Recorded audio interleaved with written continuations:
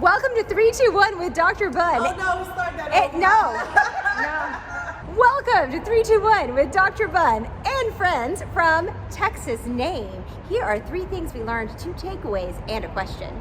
Txname board member and my friend Dr. Juan White and Dr. Vicky Mokuria wrote a book about relational realms. What is a relational realm? So relational realms is about internal and external ways of knowing that go beyond our epistemology and talks about our growth and how we engage and interact with others. And so there are 8 relational realms. The full title of the book is Relational Realms, Helping Educators Navigate and Cultivate Healthy Schoolhouse Relationships. It's an amazing book to help not only teachers to engage with their students, with their peers, but also anybody who's in a leadership position and has people under them, has that power dynamic, and they are trying to build relationships. You can get it on Amazon. There's a link in the comments.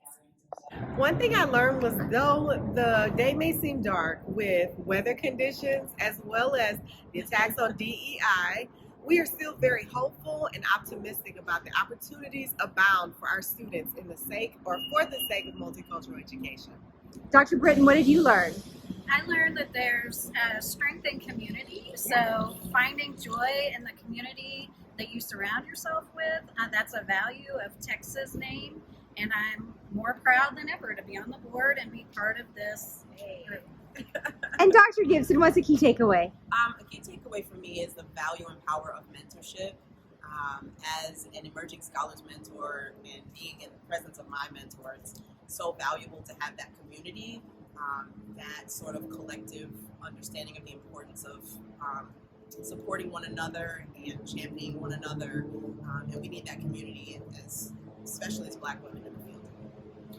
So my key takeaway, one of the guest speakers, our keynote, discussed the difference between being the subject of history, or who the history is about, and being the object of history, or who the history happens to. So what we have going on currently is a lot of these subjects of history are decision makers in districts and legislators in the state, and they're having some big feelings about sharing that subject role with the objects of history who want to tell their stories now.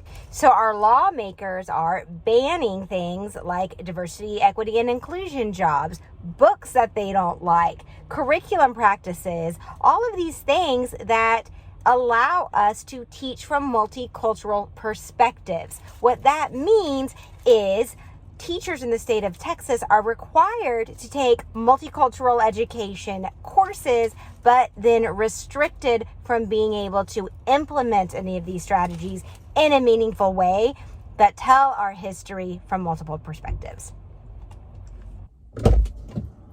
Multicultural education is complex, and we need to understand diverse perspectives before we can best serve diverse learners. So my question for you is, what does multicultural education mean to you? Dr. Amy Britton and I are researching what multicultural education means when we're up against anti-DEI legislation in our state and local school districts. If you'd like to add your voice to the conversation, please use the QR code on the screen or click the link in the comments. Thanks for joining me. I'll see you next time on 321 with Dr. Bun.